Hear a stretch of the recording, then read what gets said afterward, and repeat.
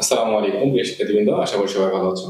আজকে আমরা অর্থনীতির প্রথম পত্রের ষষ্ঠ অধ্যায় মূলধন এই অধ্যায় সম্পর্কে জানবো। এই অধ্যায়টা বেশিরভাগই হলো থিওরিটিক্যালি, এখানে কোনো ম্যাথমেটিক্যাল তেমন কোনো টার্ম নেই, শুধুমাত্র মূলধন গঠন সম্পর্কিত বা মূলধন গঠনের হার নির্ণয় কিভাবে করা যায় এই শুধু একটা ম্যাথমেটিক্যাল টার্ম আছে। তো মূলধন কি? আমরা সাধারণত অর্থনীতির প্রথম পত্রের যে তৃতীয় অধ্যায় সেখানেই একটু জানছিলাম যে মূলধন হলো উৎপাদনের একটি উপকরণ। তো সেখানেই আমরা এই মূলধনের সংজ্ঞা সম্পর্কে জানতে পারি। সেটা কি?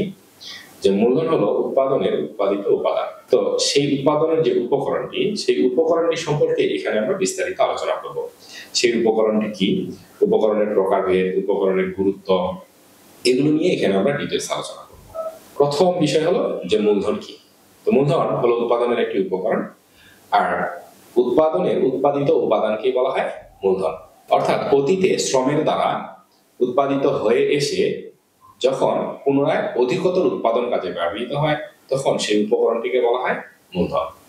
এই মূলধন বিভিন্ন অর্থনীতিবিদ এই মূলধনকে বিভিন্নভাবে সংজ্ঞায়িত করেছেন। আমরা মূলধনের যে সহজ সংজ্ঞাটি জানি যে মূলধন হলো উৎপাদনের উৎপাদিত উপকরণ। এই সংজ্ঞাটি কে দিয়েছে? এই সংজ্ঞাটি দিয়েছে বম্বয়াক। বম্বয়াক বলেছেন মূলধন হলো উৎপাদনের উৎপাদিত উপাদান। এরপর উইকসেল বলেন সঞ্চিত প্রাকৃতিক শ্রম ও শ্রমের যুক্ত ফলই হলো মূলধন। এরপরে আসেন জে.এস. নীল। জে.এস. নীল বলেন ভবিষ্যতের সম্পদ উৎপাদনের জন্য অতীত শ্রমের দ্বারা সংগৃহীত যুক্ত ফল হলো মূলধন। এভাবে বিভিন্ন অর্থনীতিবিদ মূলধনকে বিভিন্নভাবে সংজ্ঞায়িত করেছেন। আমরা এই যে কয়েকটি সংজ্ঞা করলাম কয়েকজন অর্থনীতিবিদের, আমরা এই কয়েকটি সংজ্ঞা মনে রাখবো। এর মধ্যে থেকে কোনো একটি সংজ্ঞা আমাদের এমসিকিউ আসতে পারে, এটা আমাদেরকে মনে রাখতে হবে। ব্রিটিশ অর্থনীতিবিদ কোয়ার্ন ক্রস বলেন মূলধনের প্রধান রূপ হলো তিনটি। এক হলো বস্তুগত মূলধন, দ্বিতীয় অর্থকরী মূলধন, আর 3 নম্বর হলো ঋণ মূলধন। বস্তুগত মূলধন কোনগুলো? জমি, বাড়ি, বিল্ডিং, এগুলো হলো বস্তুগত মূলধন। অর্থকরী মূলধন কোনগুলো? ব্যবসার ক্ষেত্রে আমরা যে অর্থ বিনিয়োগ করি সেটাকে বলা হচ্ছে অর্থকরী মূলধন। আর একটা হলো ঋণ মূলধন। এই ঋণ মূলধন কি? শেয়ার, বন্ড, ইকুইটি, ঋণপত্র, চুক্তিপত্র, এগুলোকে বলা হচ্ছে ঋণ মূলধন। তো আমরা মূলধন সম্পর্কে জানলাম। মূলধন হলো উৎপাদনের একটি উৎপাদিত উপাদান। এবার আমরা এই মূলধনের কিছু বৈশিষ্ট্য সম্পর্কে জেনে। তো মূলধনের বৈশিষ্ট্য কি? প্রথম বৈশিষ্ট্য হলো যে মূলধন উৎপাদনের উৎপাদিত উপাদান। অর্থাৎ মূলধন হলো এমন একটি জিনিস যেটা একবার উৎপাদিত হয়ে এসে পুনরায় আবার উৎপাদন কাজে ব্যবহৃত হয়, আর এটাকে বলা হচ্ছে মূলধন। মূলধন উৎপাদনশীল। অর্থাৎ মূলধন উৎপাদনশীল এর অর্থ হলো যে মূলধন পুনরায় উৎপাদন কাজে ব্যবহৃত হয় এবং নতুন কোনো দ্রব্য উৎপাদনে ব্যবহৃত হয়, অর্থাৎ নতুন কোনো দ্রব্য উৎপাদন করে। এই জন্য বলা হচ্ছে মূলধন একটি উৎপাদনশীল। তো এটি একটি অন্যতম বৈশিষ্ট্য। আমি এখানে পয়েন্টস গুলো সংক্ষেপে দিচ্ছি, তোমরা এগুলো যখন যদি আসে পরীক্ষায় যে মূলধনের বৈশিষ্ট্যগুলো উল্লেখ করো তাহলে এই পয়েন্টস গুলোকে তোমরা সংক্ষেপে একটু বর্ণনা করে লিখবে। তাহলে প্রথম বৈশিষ্ট্য হলো মূলধন উৎপাদনের উৎপাদিত উপাদান এবং মূলধন হলো উৎপাদনশীল। তৃতীয় বৈশিষ্ট্য হলো মূলধন অতীত শ্রমের ফল। অর্থাৎ অতীতে শ্রমের দ্বারা উৎপাদিত হয়ে এসেছে আর পুনরায় আবার উৎপাদন কাজে ব্যবহৃত হচ্ছে, এই জন্য মূলধনকে বলা হয় অতীত শ্রমের ফল। মূলধন হলো সঞ্চয়ের ফল। অর্থাৎ আমরা যে অর্থ সঞ্চয় করব সেই সঞ্চিত অর্থই কিন্তু পুনরায় পরবর্তীতে বিনিয়োগ করি, আর অর্থ যখন আমরা বিনিয়োগ করি অর্থাৎ উৎপাদন কাজে ব্যবহৃত হয় তখন সেটাকে বলা হচ্ছে মূলধন। তো এই জন্য বলা হচ্ছে মূলধন সঞ্চয়ের ফল। মূলধনের উৎপাদন খরচ বিদ্যমান। অর্থাৎ মূলধন এমনি এমনি সৃষ্টি হয়, অতীতে শ্রমের দ্বারা বা বিভিন্ন উপকরণ ব্যবহারের দ্বারা মূলধনকে উৎপাদন করতে হয়, এই জন্য মূলধনের একটি উৎপাদন খরচ বিদ্যমান থাকে। এর পরবর্তী বৈশিষ্ট্য হলো মূলধন ভবিষ্যতে আয় সৃষ্টি করে বা ভবিষ্যৎ আয়ের পথ সৃষ্টি করে। অর্থাৎ আমরা যখন মূলধন ব্যবহার করছি তো মূলধন ব্যবহার করাই হলো বিনিয়োগ, আর বিনিয়োগ করলে আমরা সেখান থেকে কি পাবো? অবশ্যই মুনাফা পাবো বা আয় পাবো। এই জন্য বলা হচ্ছে যে মূলধন ভবিষ্যতে আয়ের পথ সৃষ্টি করে। মূলধন একটা গতিশীল উপাদান। এর পরবর্তী বৈশিষ্ট্য হলো যে মূলধন একটা গতিশীল উপাদান। গতিশীল উপাদান কেন? এটি আমরা যে কোনো কাজে যে কোনো ক্ষেত্রে উৎপাদন কাজে ব্যবহৃত করতে পারি এবং একে সহজে স্থানান্তর করতে পারি, অর্থাৎ বিভিন্ন সময় বিভিন্ন উৎপাদন কাজে ব্যবহার করতে পারি। তো মূলধনের বিভিন্ন ধরন আছে, সেই ধরন অনুযায়ী বলা হয় যে মূলধন একটি গতিশীল উপাদান, অর্থাৎ এটাকে সহজে স্থানান্তর করা সম্ভব হয়, এই জন্য বলা হচ্ছে যে মূলধন একটা গতিশীল উপাদান। মূলধন উৎপাদনের একটি ক্ষণস্থায়ী উপাদান। তো মূলধন কেন ক্ষণস্থায়ী উপাদান? কারণ মূলধন ব্যবহারের ফলে একসময় নিঃশেষ হয়ে যায়, এই জন্য বলা হচ্ছে মূলধন একটি ক্ষণস্থায়ী উপকরণ। মূলধন হলো নিষ্ক্রিয় উপকরণ। মূলধন উৎপাদনের একটি নিষ্ক্রিয় উপকরণ। নিষ্ক্রিয় বলতে অর্থাৎ এটা নিজে থেকেই কাজ করতে পারে না, এটাকে কাজে ব্যবহার করতে হয়।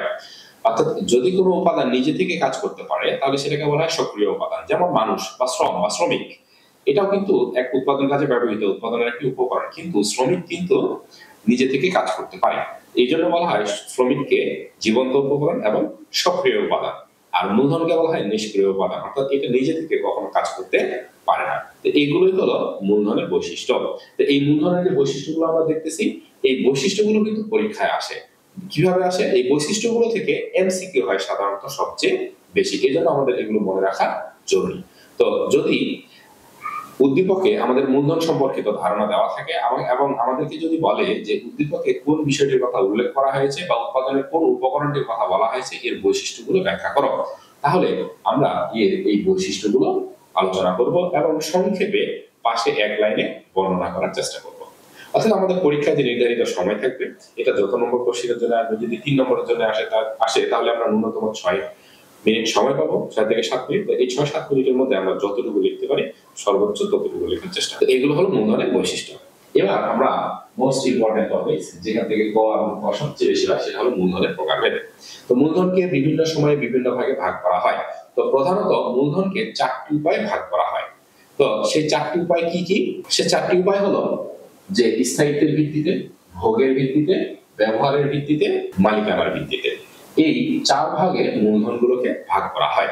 তো প্রথমত আমরা দেখে নিই যে স্থায়িত্বের ভিত্তিতে মূলধনকে কয় ভাগে ভাগ করা হয়। তো স্থায়িত্বের ভিত্তিতে মূলধনকে সাধারণত 2 ভাগে ভাগ করা হয়। একটা হলো স্থায়ী মূলধন, আর একটা হলো চলতি বা কার্যকরী মূলধন। তাহলে স্থায়িত্বের ভিত্তিতে মূলধনকে 2 ভাগে ভাগ করা হয়। কি? একটাকে বলা হচ্ছে স্থায়ী মূলধন, আর একটাকে বলা হচ্ছে চলতি বা কার্যকরী মূলধন। তো স্থায়ী মূলধন কোনগুলো?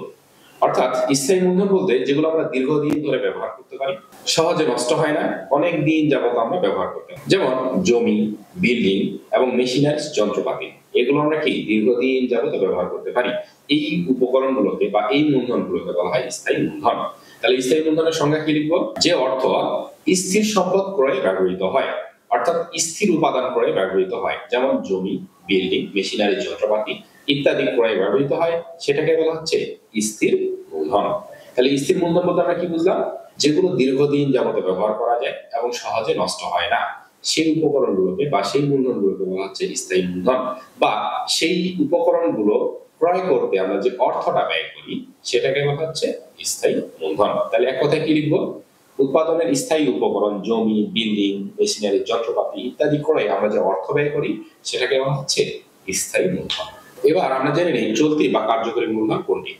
মূলধনের যে অংশ চূড়ান্ত পণ্য উৎপাদনে সরাসরি ব্যবহৃত হয়, সেই মূলধনকে বলা হচ্ছে চলতি বা কার্যকরী মূলধন। মূলধনের যে অংশ সরাসরি উৎপাদন কাজে ব্যবহৃত হয় বা চূড়ান্ত দ্রব্য উৎপাদনের কাজে ব্যবহৃত হয়, এবং যে মূলধনটা একবারের বেশি ব্যবহার করা যায় না, একবার ব্যবহার করলে সেটা ফুরিয়ে যায়, সেই মূলধনগুলোকে বলা হচ্ছে চলতি বা কার্যকরী মূলধন। তাহলে সেটা কি? সেটা হলো যেমন কাঁচামাল, আমরা যে পণ্য উৎপাদন করবো সেই পণ্য উৎপাদনে যে কাঁচামাল ব্যবহার করি, এটা সাধারণত একবারে বেশি ব্যবহার করা যায় না এবং এটা সরাসরি উৎপাদন কাজে ব্যবহৃত হয়, এবং যে পণ্যটা উৎপাদন করবো সেই চূড়ান্ত পণ্যটি উৎপাদন কাজেই কাঁচামাল সাধারণত ব্যবহৃত হয়।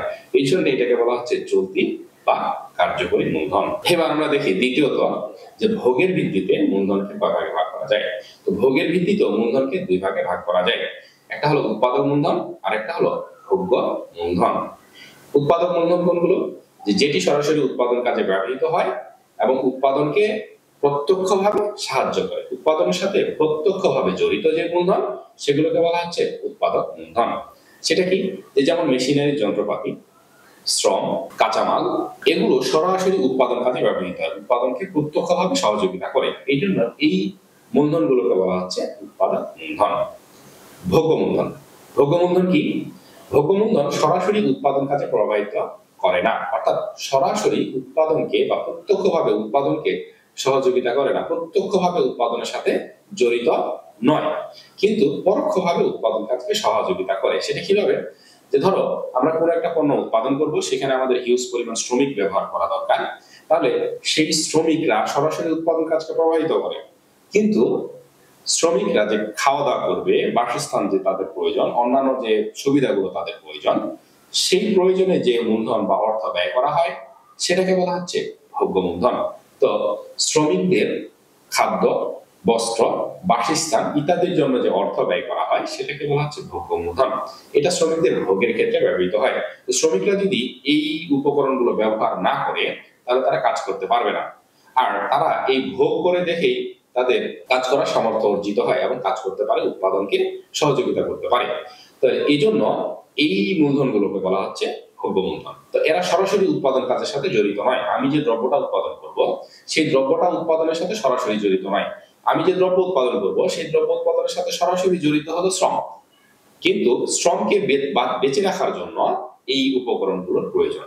তো এরা পরোক্ষভাবে প্রত্যক্ষভাবে শ্রমকে সাহায্য করছে, আর শ্রম সরাসরি উৎপাদনকে প্রভাবিত করছে। এই জন্য এরা সরাসরি উৎপাদনের সাথে জড়িত নয়, কিন্তু পরোক্ষভাবে উৎপাদন কাজকে সাহায্য করছে। এই জন্য এখানে যে অর্থ ব্যয় হয় সেটাকে বলা হচ্ছে ভোগ্য মূলধন। তাহলে শ্রমের ভোগের জন্য অর্থাৎ অন্ন, বস্ত্র, খাদ্য, চিকিৎসা ইত্যাদির জন্য যে অর্থ ব্যয় হয় সেটাকে বলা হচ্ছে ভোগ্য মূলধন। তৃতীয়ত, মূলধনকে ব্যবহারের ভিত্তিতে দুই ভাগে ভাগ করা যায়। একটাকে বলা হয় নিমজ্জিত মূলধন, আরেকটাকে বলা হয় ভাসমান মূলধন। তাহলে ব্যবহারের ভিত্তিতে মূলধন দুই ধরনের, নিমজ্জিত মূলধন আর ভাসমান মূলধন। বিষয়গুলো ইন্টারেস্টিং। তো নিমজ্জিত মূলধন কি? যে সকল মূলধন কোনো একটা নির্দিষ্ট পণ্য উৎপাদনের জন্য ব্যবহৃত হয় এবং ওই মূলধনটা শুধুমাত্র ওই নির্দিষ্ট পণ্য ছাড়া আর অন্য কোনো ক্ষেত্রে ব্যবহার করা যায় না, এরকম মূলধনকে বলা হচ্ছে নিমজ্জিত মূলধন। কি বলছি? যে মূলধনটা শুধুমাত্র একটা নির্দিষ্ট পণ্য উৎপাদনের জন্যই ব্যবহৃত হবে, আর অন্য কোনো পণ্য উৎপাদনের জন্য বা অন্য কোনো পণ্য উৎপাদনের ক্ষেত্রে সেটা ব্যবহার করা অসম্ভব, সেই মূলধনটাকে বলা হচ্ছে নিমজ্জমান মূলধন বা নিমজ্জিত মূলধন। সেটা কিরকম? ধরো আমরা রেল লাইন যদি তৈরি করি, তাহলে রেল লাইন হলো রেলের জন্য একটা মূলধন, রেলপথের জন্য। তাহলে রেল লাইনে শুধুমাত্র রেলগাড়ি চলাচল করতে পারবে, আর অন্য কোনো গাড়ি সেটাতে চলাচল করতে পারবে না। তাহলে এই যে রেল লাইন শুধুমাত্র রেলের জন্য উপযোগী। আমরা যদি রেল ইঞ্জিন তৈরি করি তাহলে এটাও একটা মূলধন। তাহলে সেই রেল ইঞ্জিন শুধুমাত্র রেল লাইনে চলাচল করতে পারবে এবং রেল গাড়িকে টানতে সাহায্য করতে পারবে, তাছাড়া অন্য কোনো দ্বিতীয় কাজে আমরা এটাকে ব্যবহার করতে পারি না। তাহলে এই রেল ইঞ্জিন হলো একটি নিমজ্জমান মূলধন। তাহলে শুধুমাত্র একটা নির্দিষ্ট কাজের ক্ষেত্রেই ব্যবহৃত হবে, আর অন্য কোনো কাজের ক্ষেত্রে ব্যবহার করা যাবে না, এরকম মূলধনগুলোকে বলা হচ্ছে নিমজ্জিত মূলধন। কিন্তু ধরো যে আমরা যদি রাস্তাঘাট তৈরি করি, আমরা যদি ব্রিজ তৈরি করি, সেতু তৈরি করি, ফ্লাইওভার তৈরি করি, তাহলে এগুলো বিভিন্ন কাজে ব্যবহার করা যাবে, বিভিন্ন ক্ষেত্রে বিভিন্ন যানবাহন চলাচল করতে পারবে। তাহলে এইগুলো কিন্তু নিমজ্জমান মূলধন নয়। তাহলে রেল লাইন, রেল সেতু এবং রেল ইঞ্জিন এগুলো হলো নিমজ্জমান মূলধন। দ্বিতীয় কি? ভাসমান মূলধন।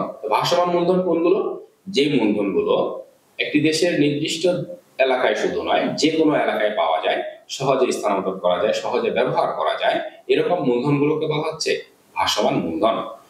আরো এক কথা বলতে পারি যে সকল ধরনের পণ্য উৎপাদনের কাজে এই ধরনের মূলধন ব্যবহার হয়। খুব সহজেই আমরা এটাকে পেয়ে থাকি, যে কোনো এলাকায় আমরা এটাকে পেতে পারি এবং এটাকে ব্যবহার করতে পারি। এরকম মূলধনগুলোকে বলা হচ্ছে ভাসমান মূলধন। সেটা কি? সেটা হলো বিদ্যুৎ এবং জ্বালানি। তো এই যে বিদ্যুৎ, কয়লা, জ্বালানি এগুলো আমরা যে কোনো এলাকায় স্থানান্তর করতে পারি, যে কোনো এলাকায় সহজেই পেতেও পারি এবং এগুলোকে ব্যবহার করতে পারি। এই জন্য এই ধরনের মূলধনগুলোকে বলা হচ্ছে ভাসমান মূলধন।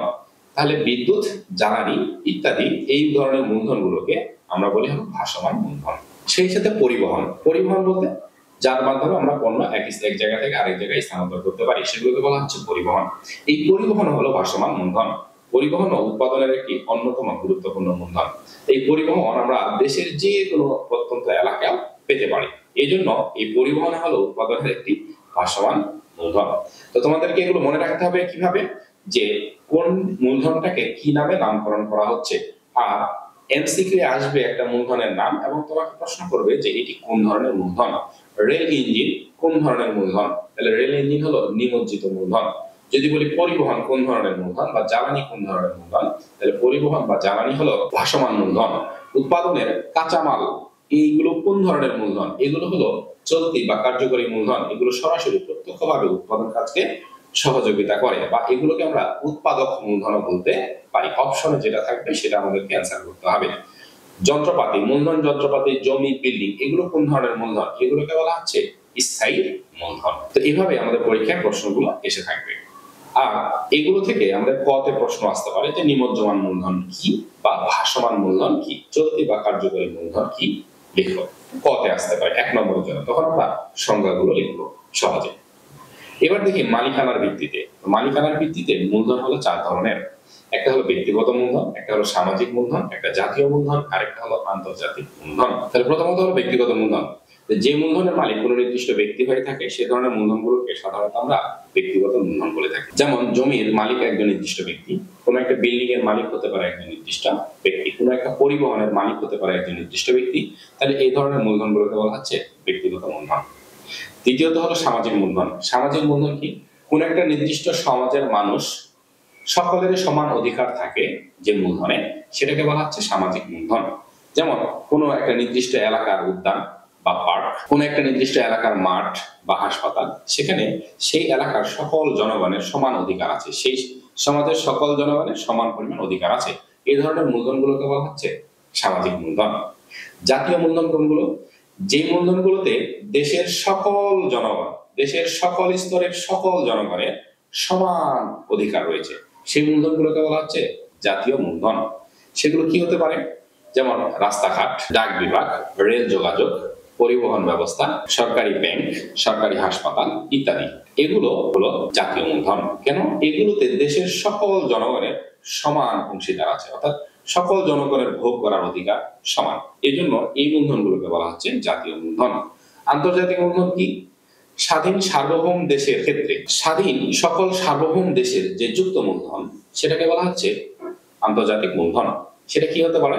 সেটা হলো যেমন ওয়ার্ল্ড ব্যাংক। তো যতগুলো স্বাধীন সার্বভৌম দেশ আছে এই ওয়ার্ল্ড ব্যাংক থেকে আর্থিক সহযোগিতা নিতে পারে। IMF, এগুলো হলো আন্তর্জাতিক মূলধন। তো এইগুলোই ছিল মূলধনের প্রকারভেদ। তাহলে মূলধন মূলত আমরা 4 ভাগে মূলধনগুলোকে বিভিন্ন ভাগ করতে পারি। প্রথমটা ছিল কি? স্থায়িত্বের ভিত্তিতে, দ্বিতীয়টা হলো ভোগের ভিত্তিতে, তৃতীয় করলাম আমরা ব্যবহারের ভিত্তিতে, আর 4 নম্বর করলাম আমরা মালিকানার ভিত্তিতে। এই 4 ভাগে বিভিন্ন ধরনের মূলধনগুলোকে ভাগ করা হয়। এছাড়াও আরো কিছু মূলধন আছে, যেমন ঘূর্ণায়মান মূলধন। ঘূর্ণায়মান মূলধন কি? যেগুলো আমরা উৎপাদন ক্ষেত্রে সরাসরি ব্যবহার করতে পারি এবং এটা ব্যবহার করার প্রাথমিকভাবে ব্যবহার করলে এটা ফুরিয়ে যায়, এটা সহজে স্থানান্তর করতে পারি। এই ধরনের মূলধনগুলোকে বলা হচ্ছে ঘূর্ণায়মান মূলধন। যেমন কাঁচামাল, কাঁচামালকে সাধারণত ঘূর্ণায়মান মূলধন বলা হয়। কাঁচামাল ক্রয়ে আমরা যেটা ব্যবহার করি সাধারণত, কাঁচামাল ক্রয়ে যদি আমরা টাকা পয়সা ব্যবহার করি, কাঁচামাল ক্রয়ে যদি আমরা যে কোনো ধরনের উপকরণ যদি ব্যবহার করি, তাহলে সেটাকে আমরা বলি ঘূর্ণায়মান মূলধন। কাঁচামালকেও আমরা সরাসরি ঘূর্ণায়মান মূলধন বলতে পারি। কাঁচামালের বিনিময়ে আমরা যে জিনিসটা ব্যবহার করব সেটাকে আমরা ঘূর্ণায়মান মূলধন বলতে পারি। এরপর আছে আর্থিক মূলধন। আর্থিক মূলধন কি? যে বিভিন্ন ধরনের মূলধন এবং কাঁচামাল সহ উৎপাদনের সকল উপকরণ ক্রয়ের জন্য আমরা কি ব্যবহার করি? সাধারণত অর্থ ব্যবহার করি বা টাকা পয়সা ব্যবহার করি, বা এর পরিবর্তে যেটা ব্যবহার করি সেটাকে বলা হচ্ছে আর্থিক মূলধন। মূলত টাকা পয়সাটাকে বলা হয় আর্থিক মূলধন। এরপরে প্রকৃত মূলধন। প্রকৃত মূলধন কি? তো উৎপাদনের প্রকৃত মূলধন বলতে জমি, বিল্ডিং এবং মেশিনারিজ যন্ত্রপাতিগুলোকে বোঝায়। তো জমি, বিল্ডিং, মেশিনারিজ যন্ত্রপাতি এগুলোকে বলা হচ্ছে প্রকৃত মূলধন, যেগুলো উৎপাদনের সাথে প্রত্যক্ষভাবে জড়িত এবং দীর্ঘদিন যাবত এগুলোকে আমরা ব্যবহার করতে পারি। এই জন্য এই মূলধনগুলোকে বলা হচ্ছে প্রকৃত মূলধন। তো আমরা অনেকগুলো মূলধন সম্পর্কে জানলাম।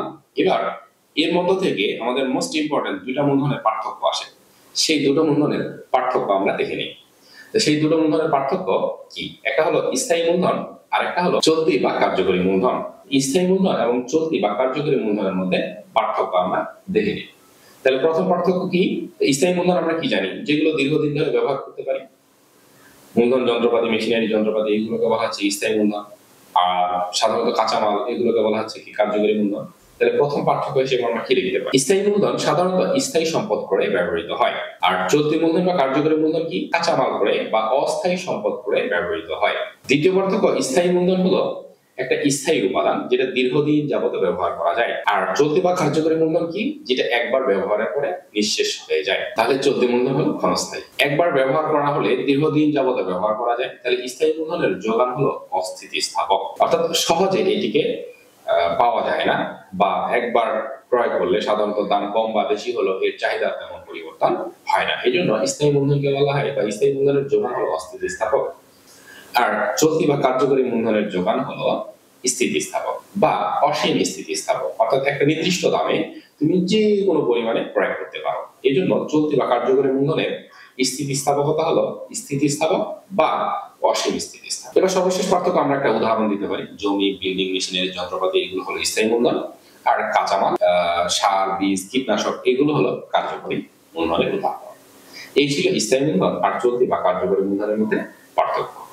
তো এই পার্থক্যটা ভীষণ ভীষণ ইম্পর্টেন্ট। এটা কিন্তু তোমরা অবশ্যই মুখস্থ করে ফেলবে। এটা ক্ষতে আসে সবচেয়ে বেশি। তাহলে আমাদের মূলধনের ধরন সম্পর্কে জানা হলো। এবার আমরা মোস্ট ইম্পর্টেন্ট একটা টপিকস পড়বো, যেটা হলো মূলধনের গুরুত্ব। তো মূলধনের গুরুত্ব পরীক্ষায় আসার সম্ভাবনা সবচেয়ে বেশি, অর্থাৎ ঘতে আসে সবচেয়ে বেশি যে মূলধনের গুরুত্ব বর্ণনা করো। তো মূলধনের যে গুরুত্বগুলো আছে সেগুলো আমি তোমাদেরকে পয়েন্টস আকারে এখানে বলে দেব। তো তোমরা সেগুলো 1 লাইন বা 2 লাইনে বর্ণনা আকারে পরীক্ষায় লিখবা। তো মূলধন কি? মূলধন একটা উৎপাদনশীল উপাদান। তাহলে এই যে মূলধন উৎপাদনশীল উপাদান, এর অনেক গুরুত্ব রয়েছে। তাহলে এর প্রথম গুরুত্ব হলো যে মূলধন সরাসরি উৎপাদন কাজে ব্যবহার হয়, অর্থাৎ মূলধন উৎপাদনকে বৃদ্ধি করে। তাহলে মূলধন যেহেতু সরাসরি উৎপাদন ক্ষেত্রে ব্যবহার হয়, অর্থাৎ উৎপাদনকে প্রত্যক্ষভাবে সাহায্য করে, এই জন্য মূলধনের গুরুত্ব হিসেবে অন্যতম গুরুত্ব হলো যে মূলধন সবসময় উৎপাদনকে বৃদ্ধি করে। দ্বিতীয় গুরুত্ব হলো মূলধন কাঁচামালের যোগান দেয়, অর্থাৎ কাঁচামাল পরে আমরা বিভিন্ন ধরনের মূলধন ব্যবহার করতে পারি, বা কাঁচামাল উৎপাদনের একটা প্রত্যক্ষ মূলধন। তাহলে মূলধন কাঁচামালের যোগান দেয় বা কাঁচামাল পরে আমরা যে অর্থ ব্যয় করি সেটাও হলো মূলধন। তাহলে মূলধন কি করছে? আমরা আমাদের উৎপাদন ক্ষেত্রে কাঁচামালকে ক্রয় করতে সাহায্য করছে। মূলধনের তৃতীয় গুরুত্ব হলো যন্ত্রপাতির যোগানদাতা। তো মূলধন যত বেশি হয় আমরা তত বেশি আধুনিক যন্ত্রপাতি ক্রয় করতে পারি। তাহলে মূলধন হলো যন্ত্রপাতির যোগানদাতা। মূলধনের আরো একটি অন্যতম গুরুত্ব হলো সময় সাশ্রয়। আমরা যত বেশি মূলধন ক্রয় করব এবং মূলধন যত আধুনিক মূলধন ব্যবহার করব, তত আমাদের সময় সাশ্রয় হবে। আমরা যত বেশি বেশি পরিমাণে মূলধন ব্যবহার করতে পারবো উৎপাদন ক্ষেত্রে, আমাদের সময় তত কম লাগবে, অর্থাৎ সময় সাশ্রয় হবে। এরপর মূলধনের আরো একটি গুরুত্ব হলো উৎপাদন খরচ হ্রাস। তো মূলধন আমরা যত বেশি ব্যবহার করতে পারবো, যত আধুনিকরণ করতে পারবো, আমার একটি দ্রব্য উৎপাদন ক্ষেত্রে উৎপাদন খরচ তত হ্রাস পাবে ক্রমান্বয়ে। এগুলো হলো মূলধনের গুরুত্ব। এছাড়াও আরো কিছু গুরুত্ব আছে, যেমন কর্মসংস্থান বৃদ্ধি। তো মূলধনের অন্যতম একটি গুরুত্ব হলো কর্মসংস্থান বৃদ্ধি, অর্থাৎ মূলধন আমরা যত বেশি ব্যবহার করবো, মূলধন যত বেশি বিনিয়োগ করবো, দেশে কর্মসংস্থান তত বেশি বেশি বৃদ্ধি পাবে। মূলধন ব্যবহারের ফলে আমাদের উদ্ভাবনী শক্তি বৃদ্ধি পায়। মূলধন যত বেশি বেশি ব্যবহার করতে পারবো, আমাদের দেশের উদ্ভাবনী শক্তি তত বেশি বেশি বৃদ্ধি পাবে। অর্থাৎ মূলধন যত বেশি বিনিয়োগ করব, দেশের উৎপাদনশীলতা তত বেশি বৃদ্ধি পাবে, তার সাথে আনুষঙ্গিক শিল্প তত বেশি পরিমাণে গড়ে উঠবে, অর্থাৎ উদ্ভাবনী শক্তি বৃদ্ধি পাবে। এর পরবর্তী গুরুত্ব হলো যে প্রাকৃতিক সম্পদের পূর্ণ ব্যবহার। আমরা যত বেশি মূলধন বিনিয়োগ করব, আমাদের দেশের উৎপাদনশীলতা তত বেশি বৃদ্ধি পাবে, শিল্প তত দ্রুত গতিশীল হারে উন্নতি হবে এবং প্রাকৃতিক সম্পদের আমরা পূর্ণরূপে ব্যবহার করতে পারবো।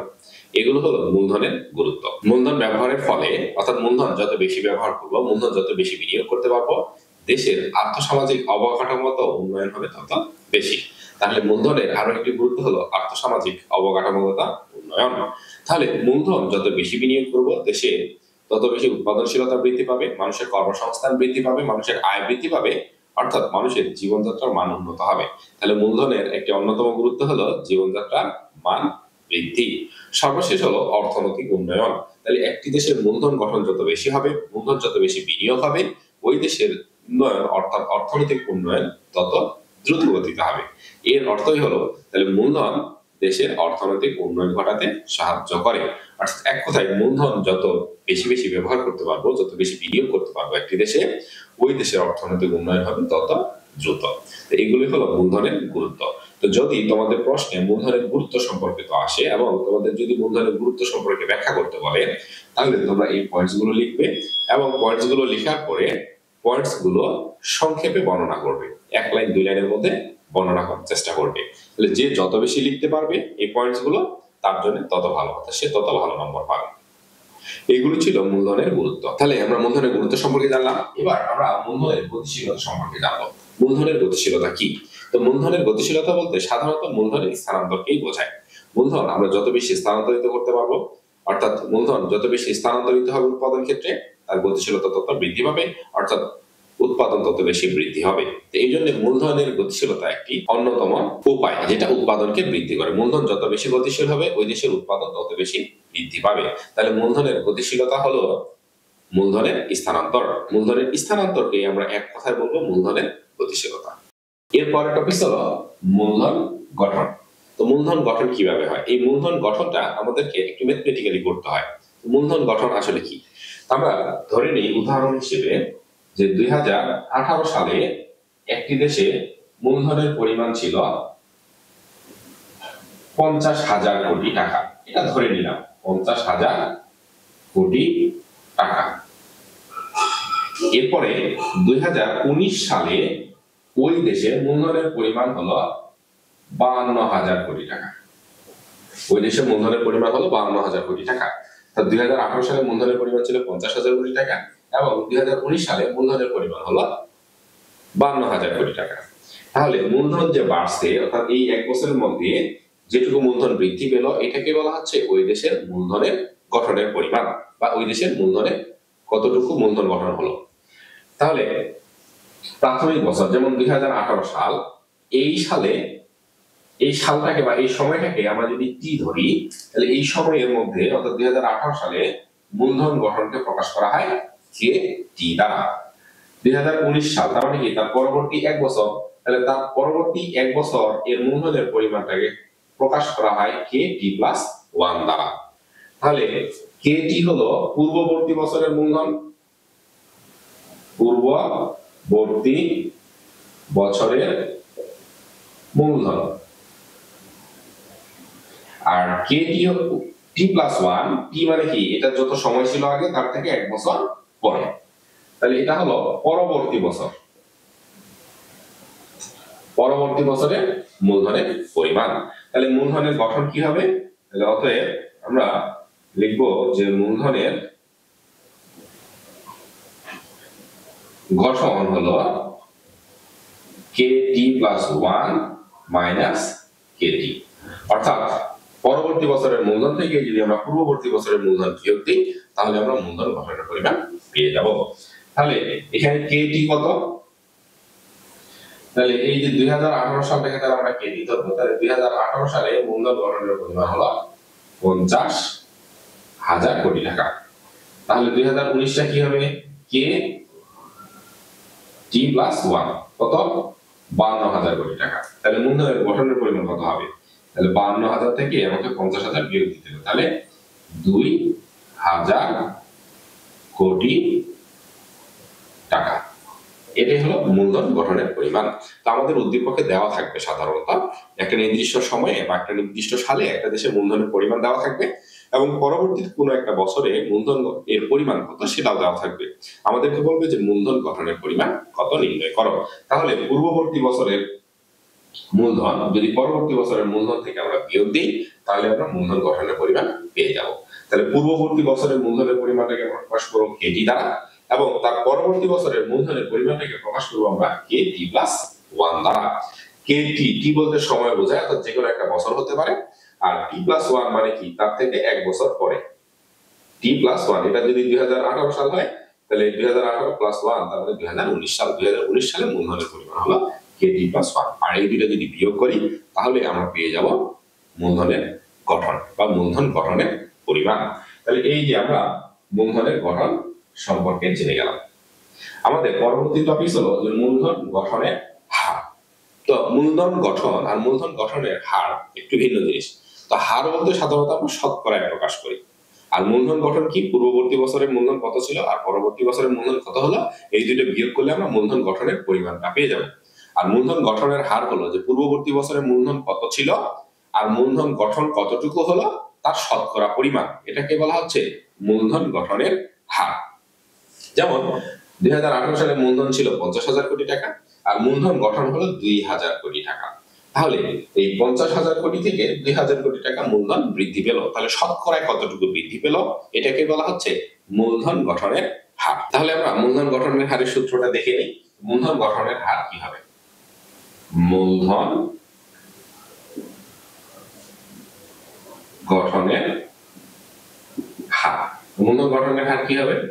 সংক্ষেপে লিখি যে K T plus 1 minus K T divided by K T into 100।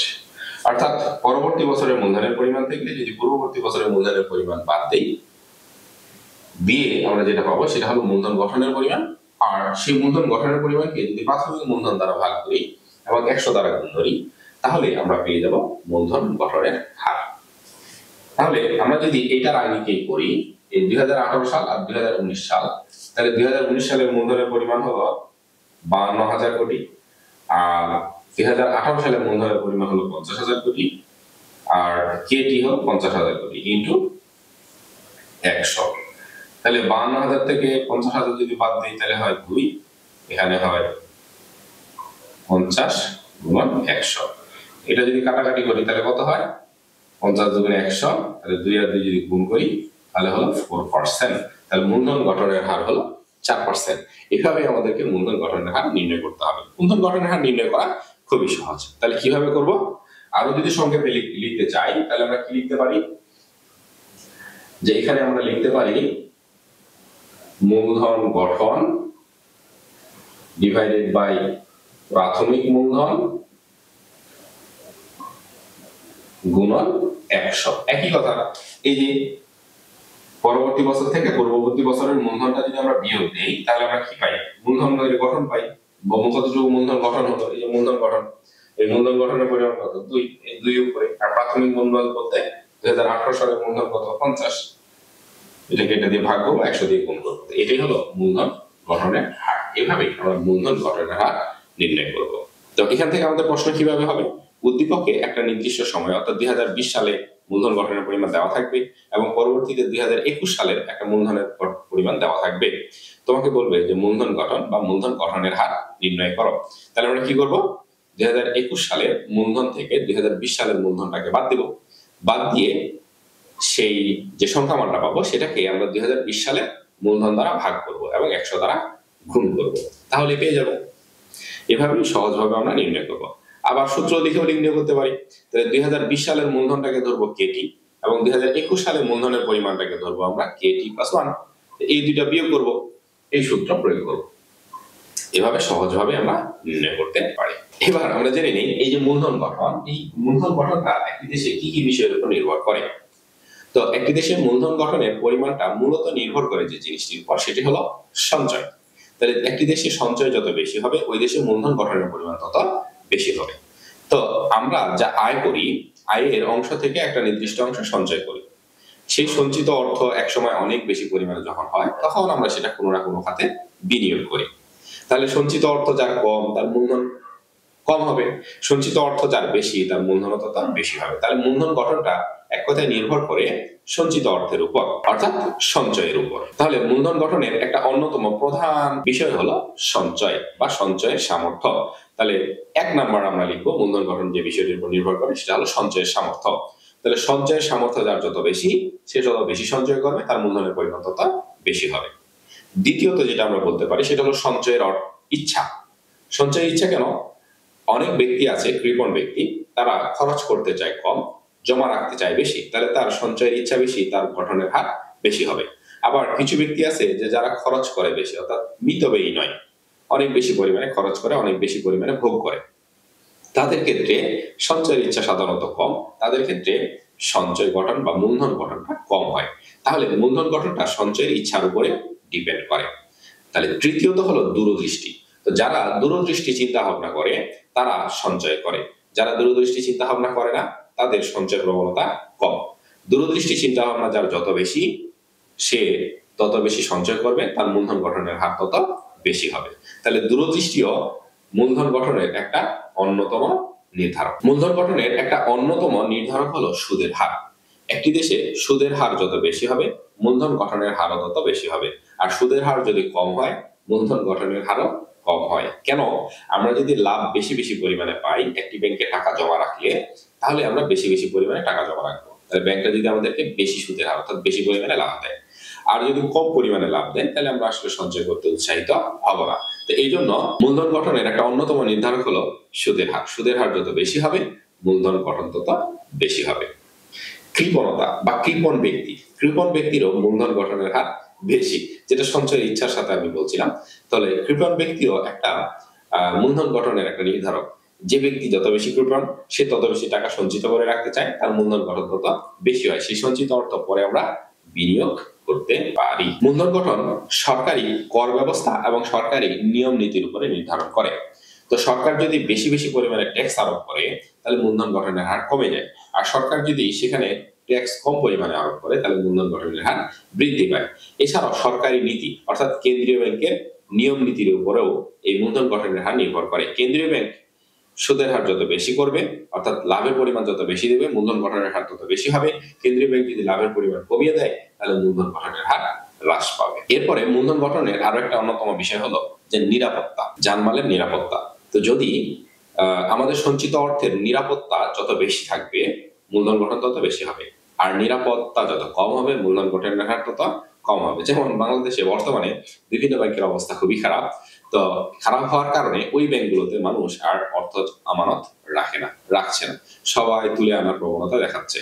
অর্থাৎ যখন কোনো একটা ব্যাংক সম্পর্কে বা কোনো একটা ব্যাংকের দুর্বলতা সম্পর্কে মানুষ জেনে যায় তখন সেই ব্যাংকে আর অর্থ জমা রাখতে চায় না, অর্থাৎ মূলধন সঞ্চিত করে না। ঠিক সেরকম যে যদি নিরাপত্তা জনিত কোনো সংকট থাকে তাহলে মূলধন গঠনের হার হ্রাস পায়, আর যদি নিরাপত্তা জোরদার থাকে তাহলে মূলধন গঠনের হার বৃদ্ধি পায়।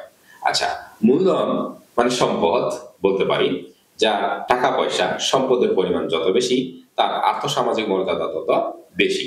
তো এই আর্থসামাজিক মর্যাদার আশায়ও কিন্তু অনেক মানুষ অর্থ সঞ্চয় করে বেশি, মূলধন গঠন করে বেশি, বেশি বেশি বিনিয়োগ করে বেশি পরিমাণে আয় উপার্জনের চেষ্টা করে। তো এই যে সামাজিক মর্যাদা লাভের আশাও মানুষ কি করে, এই মূলধন গঠন বেশি বেশি পরিমাণে করতে চেষ্টা করে। তো এগুলি হলো মূলধন গঠনের অন্যতম নির্ধারক। তো তোমাদেরকে অবশ্যই এগুলো মনে রাখতে হবে, আর এই মূলধন গঠনের নির্ধারক পরীক্ষায় আসার সম্ভাবনা অনেক বেশি। তো তোমরা এগুলো তো পয়েন্টস আকারে উল্লেখ করবেই, এই মূলধন গঠনের হারগুলো বা মূলধন গঠনের হারের নির্ধারকগুলো, এবং পাশে 1 লাইন বা 2 লাইনের মধ্যে বর্ণনা করারও চেষ্টা করবে, তাহলে ভালো নম্বর পাবে। এবার এই অধ্যায়ের সর্বশেষ টপিক সেটা হলো কি, যে আমরা তো মূলধন গঠন করবো, মূলধন গঠন যত বেশি হবে একটি দেশের অর্থনৈতিক উন্নয়ন তত দ্রুত গতিতে হবে। তো এই বাংলাদেশের মতো উন্নয়নশীল দেশে বা উন্নত দেশে এই মূলধন গঠনের ক্ষেত্রে কিছু সমস্যা আছে। সেই সমস্যাগুলো কি কি, এবার সেই সমস্যাগুলো সম্পর্কে আমরা জেনে নিব। তো অনুন্নত বা উন্নয়নশীল দেশে মূলধন গঠনের কতগুলো গুরুত্বপূর্ণ কারণ আছে। তো সেগুলোর মধ্যে একটা অন্যতম কারণ হলো স্বল্প আয় বা স্বল্প মূলধন। অনুন্নত বা উন্নয়নশীল দেশগুলোতে সাধারণত মূলধনের পরিমাণ কম। মূলধনের পরিমাণ কম তাই তারা অনুন্নত বা উন্নয়নশীল দেশ। তো এই মূলধনের পরিমাণ কম হওয়ার কারণে ওই দেশের মানুষের আয় কম, আর যাদের আয় কম তাদের সঞ্চয় কম, যাদের সঞ্চয় কম তাদের মূলধন গঠনের পরিমাণও কম।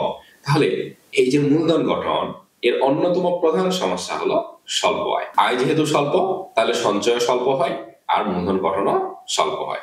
তাহলে আয় যত বেশি হবে মূলধন গঠনও তত বেশি হবে। তাহলে মূলধন গঠনের একটা অন্যতম প্রধান সমস্যা হলো স্বল্প আয়। অথবা দ্বিতীয়ত আমরা বলতে পারি যে দারিদ্রতা। তাহলে যে দেশে দারিদ্রতার পরিমাণ যত বেশি হবে ওই দেশে মূলধন গঠনের পরিমাণ তত কম হবে, কারণ দারিদ্রতাই দারিদ্র্যের অন্যতম প্রধান কারণ। এটা রাগনার নার্স কিন্তু বলে গেছেন যে দারিদ্র্যের দুষ্টচক্র। তাহলে দারিদ্র্যের দুষ্টচক্রে যখন একটা দেশের অর্থনৈতিক ঘুরপাক খাবে তখন সেখানে কি হবে, সঞ্চয় বা মূলধন গঠনের পরিমাণ কম হবে। তাহলে দারিদ্রতাই মূলধন গঠনের একটা অন্যতম প্রধান সমস্যা। সেই সাথে আমরা যদি বলি জীবনযাত্রার মান, তাহলে জীবনযাত্রার মান যদি কম হয়, যদি অনুন্নত হয়, তাহলে সেখানে মূলধন গঠনের পরিমাণও কম হয়। তো অনুন্নত বা উন্নয়নশীল দেশের মানুষের সাধারণত সঞ্চয় প্রবণতা কম থাকে। কেন? তাদের আয় যেহেতু কম তাহলে তাদের সঞ্চয় প্রবণতা কম, আর সঞ্চয় প্রবণতা যত কম হবে ওই দেশের মূলধন গঠনের হার তত কম হবে। তাহলে অনুন্নত দেশের একটা অন্যতম প্রধান সমস্যা হলো যে সঞ্চয় প্রবণতা কম। কেন? কারণ তাদের আয় স্বল্প, ভোগ প্রবণতা বেশি। এই ভোগ প্রবণতা বেশি হওয়ার কারণে সঞ্চয় প্রবণতা হ্রাস পায়। উন্নয়নশীল দেশের মূলধন গঠনের আরো একটি গুরুত্বপূর্ণ সমস্যা হলো কারিগরি জ্ঞানের অভাব বা শিক্ষার অভাব। কারিগরি জ্ঞান ও শিক্ষার অভাবে থাকার কারণে অধিকাংশ মানুষ কি থাকে, বেকার থাকে। আর এই বেকার থাকার কারণে তাদের আয় কম হয় এবং তাদের সঞ্চয় কম এবং মূলধন গঠনের পরিমাণ কম। তাহলে কারিগরি জ্ঞান বা দক্ষতা যে দেশের জনগণের যত বেশি হবে ওই দেশের মানুষের আয় এবং কর্মসংস্থান তত বেশি হবে এবং সেখানে মূলধন গঠন তত বেশি বেশি পরিমাণে হবে। তাহলে অনুন্নত বা উন্নয়নশীল দেশের ক্ষেত্রে কারিগরি জ্ঞানের বা দক্ষতার অনেক অভাব থাকে, এই জন্য সেখানে মূলধন গঠনের পরিমাণও কম হয়ে থাকে। উন্নয়নশীল বা অনুন্নত দেশে যেহেতু শিক্ষার হার কম থাকে, কারিগরি জ্ঞানের অভাব থাকে, তাহলে এখানে মূলধন গঠনের একটা অন্যতম সমস্যা হলো যেখানে দক্ষ উদ্যোক্তা থাকে না। দক্ষ উদ্যোক্তার অভাব এই মূলধন গঠনের একটি অন্যতম সমস্যা। দক্ষ উদ্যোক্তা যত বেশি পরিমাণে হবে, বিনিয়োগ তত বেশি হবে, সেখানে মূলধন গঠনের পরিমাণও তত বেশি হবে। তাহলে দক্ষ উদ্যোক্তার অভাবে অনুন্নত এবং উন্নয়নশীল দেশগুলোতে মূলধন গঠন তেমন লক্ষ্য করা যায় না। তো যেহেতু অনুন্নত এবং উন্নয়নশীল দেশের প্রধান সমস্যাই হলো মূলধন সমস্যা, অর্থাৎ তাদের মূলধনের পরিমাণ কম, তাই তারা কি করে, বিভিন্ন ব্যাংক বা আর্থিক প্রতিষ্ঠান থেকে ঋণ গ্রহণ করে বিনিয়োগ করার চেষ্টা করে। তো যদি সুদের হার বেশি হয় তাহলে তারা ঋণ গ্রহণ করে আর বিনিয়োগ করতে পারে না। তো অনুন্নত বা উন্নয়নশীল দেশে সাধারণত সুদের হার বেশি থাকে। এই সুদের হার বেশি থাকার কারণে সেসব দেশে মূলধন গঠন তেমন লক্ষ্য করা যায় না। সুদের হার যত বেশি হয়, বিনিয়োগকারীরা ঋণ গ্রহণ করতে ব্যর্থ হয়, তারা বিনিয়োগ করতেও ব্যর্থ হয়, অর্থাৎ বিনিয়োগ কম হয়। তাহলে সুদের হার যত বেশি হয়, ওই দেশের ঋণের পরিমাণ হ্রাস পায় এবং মূলধন গঠন তত হ্রাস পায়। অনুন্নত বা উন্নয়নশীল দেশে সাধারণত বেশিরভাগ সময় রাজনৈতিক অস্থিতিশীলতা লক্ষ্য করা যায়, আর এই রাজনৈতিক অস্থিতিশীলতার কারণে ওই দেশে মূলধন গঠনের হার কম হয়, অর্থাৎ বিদেশি বিনিয়োগকারীরা আকৃষ্ট হয় কম, এবং বিনিয়োগ কম হয়, মূলধন গঠনও তত কম হয়। অনুন্নত বা উন্নয়নশীল দেশে বিনিয়োগ সুবিধাও কম থাকে। রাজনৈতিক অস্থিতিশীলতা, অবকাঠামোগত অনুন্নয়ন বা অবকাঠামোগত দুর্বলতার কারণে সেখানে বিদেশি বিনিয়োগকারীরা বিনিয়োগ করতে পারে না, বা বিদেশি বিনিয়োগকারীদের বিনিয়োগ এর আগ্রহ কমে যায়। যেহেতু বিনিয়োগের আগ্রহ কমে যায়, বিনিয়োগ কম হয়, তাহলে সেখানকার মানুষের আয় কম হবে, সঞ্চয় কম হবে, মূলধন গঠনও কম হবে। তাহলে অনুন্নত বা উন্নয়নশীল দেশের বিদেশি বিনিয়োগ বা বিনিয়োগের হার কম হয়, এজন্য মূলধন গঠন তত কম হয়। অনুন্নত বা উন্নয়নশীল দেশে সাধারণত বাজেট সবসময় ঘাটতি বাজেট প্রণয়ন করা হয়। অনুন্নত বা উন্নয়নশীল দেশে কখনোই সুষম বাজেট বা উদ্বৃত্ত বাজেট, সুষম বাজেটই প্রণয়ন করা হয় না, উদ্বৃত্ত তো দূরের কথা। তো সুষম বাজেটও প্রণয়ন করা সম্ভব হয় না। তার অনুন্নত বা উন্নয়নশীল দেশগুলোতে সবসময় যে বাজেট প্রণয়ন করা হয়, সেখানে ঘাটতি বাজেট প্রণয়ন করা হয়।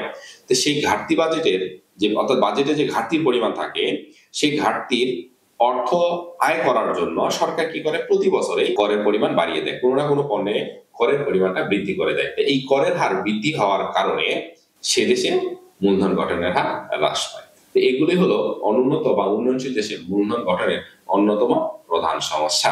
তাহলে এই যে মূলধন গঠনের যে সমস্যাগুলো আছে, এই সমস্যাগুলো যদি আমরা সমাধান করতে পারি, তাহলে ওই দেশটির মূলধন গঠনের হার বৃদ্ধি পাবে এবং অর্থনৈতিক প্রবৃদ্ধি বেশি হবে। এই জন্য এই অনুন্নত বা উন্নয়নশীল দেশে এটাও আসতে পারে যে মূলধন গঠনের সমস্যাগুলো কিভাবে দূরীকরণ করা যায়, বা মূলধন গঠনের সমস্যাগুলো সমাধানের ক্ষেত্রে সরকারের গৃহীত পদক্ষেপ বা সরকারকে কি পদক্ষেপ গ্রহণ করা উচিত বলে তুমি মনে করো, ব্যাখ্যা করো। তাহলে যেগুলো সমস্যা, সেই সমস্যাগুলো সমাধানের উপায় হলো তার গৃহীত ব্যবস্থা। তো এই সমস্যাগুলোর সমাধানগুলো বা সমস্যার প্রেক্ষিতে কি ব্যবস্থা নেওয়া উচিত, সেটাই আমরা আলোচনা করব, আর সেটাই হবে গৃহীত ব্যবস্থা। এই ছিল এই মূলধন অধ্যায়ে যে সকল টপিকস থেকে কোশ্চেন হয়, এগুলো ছিল তার আলোচনার বিষয়। তো আমরা এক ক্লাসে এই সবগুলো সম্পর্কে জেনে গেলাম। এই অধ্যায় থেকে একটি সৃজনশীল প্রশ্ন হওয়ার সম্ভাবনা রয়েছে। তো তোমাদের যদি এই অধ্যায় থেকে কোশ্চেন হয়, তাহলে এই অধ্যায় থেকে অবশ্যই এই মূলধন গঠন এবং মূলধনের গুরুত্ব, মূলধন গঠনের হার কি কি বিষয়ের উপর নির্ভর করে, এবং মূলধন উন্নয়নশীল দেশের মূলধন গঠনের সমস্যাগুলো নিয়ে আলোচনা করো, এই কয়টা টপিকস থেকেই একটা সৃজনশীল প্রশ্ন হওয়ার সম্ভাবনা সবচেয়ে বেশি। তবে মূলধন গঠন এবং মূলধন গঠনের হার, এই দুটো হলো মোস্ট ইম্পর্টেন্ট টপিকস। তো এটা তোমরা অবশ্যই ভালোভাবে আয়ত্ত করবে, এটা মনে রাখার চেষ্টা করবে। এখান থেকে একটা সৃজনশীল হতে পারে। আর এই মূলধন গঠন সম্পর্কে যদি সৃজনশীল না হয়, তাহলে মূলধনের গুরুত্ব, তারপরে হলো মূলধন গঠন কি বিষয়ের উপর নির্ভর করে, আর উন্নয়নশীল দেশের মূলধন গঠনের সমস্যা এবং এসব সমস্যার সমাধানের উপায় বা সরকারের গৃহীত পদক্ষেপ, এই টপিকস থেকে একটা সৃজনশীল হওয়ার সম্ভাবনা অনেক বেশি। তার মানে এখানে টপিকসই হলো দুইটা, একটা হলো মূলধন গঠন, মূলধন গঠনের হার, আর একটা হলো মূলধনের গুরুত্ব, মূলধন গঠনের হার কি কি বিষয়ের উপর নির্ভর করে, আর উন্নয়নশীল দেশের মূলধন গঠনের সমস্যা এবং এসব সমস্যার সমাধানের উপায়। এই দুটো টপিকস থেকে যে কোনো একটা টপিকস থেকে যদি সৃজনশীল হয়, তাহলে মাস্ট বি যে কোনো একটা টপিকস থেকে একটা সৃজনশীল কোশ্চেন হবে। আশা করি তোমরা সবাই সেটা সমাধান করতে পারবে। তো সবাই ভালো থাকবে, সুস্থ থাকবে। আল্লাহ হাফেজ।